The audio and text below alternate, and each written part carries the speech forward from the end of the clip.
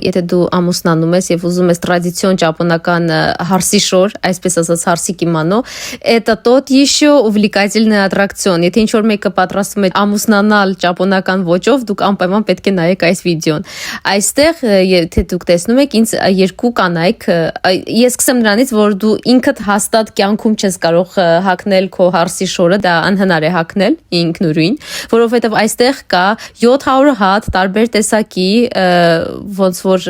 սլոյեր, sense շերտեր, որ դու պետք է հագնես, որովհետև քո մարմինը պետք է լինի տափակ, այսպես ասած, տափակությունը դա գեղեցկության խորհրդանիշն է եւ ամենավատ պահը, որ կարող է լինել այդտեղ, որ այստեղ քո մոտ առաջանում է կուզ, որովհետև սա տրադիցիոն հագնելու ձևն է ճապոնական կիմոնոն, մարմինը, երբ որ դու ամուսնանում ես, ուզում ես որ ավելի գեղեցիկ երևա, օրինակ սովորական եվրոպական հարսի շորով, այստեղ իմ կարծիքով դու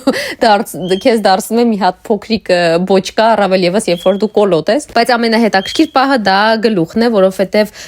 գլուխը այսպիսի հետաքրքիր ոճով է, այսպես ասած լինում, քանի որ ընդունված է համարել, որ կինը ամուսնանալուց հետո, այսպես ասած, իր կոտոշավոր է, կինը կոտոշավոր է եւ դրա համար ոնց որ ամուսնանալուց կինը թաքցնում է իր կոտոշները։ Խնդրում եմ ինձ կոմենտներում գրեք, ինձ ասում է արդյոք ճապոնական հարսի շորը թե ոչ, բայց իմ հայրիկը ասում է, որ ես նման եմ Հռոմի պապի։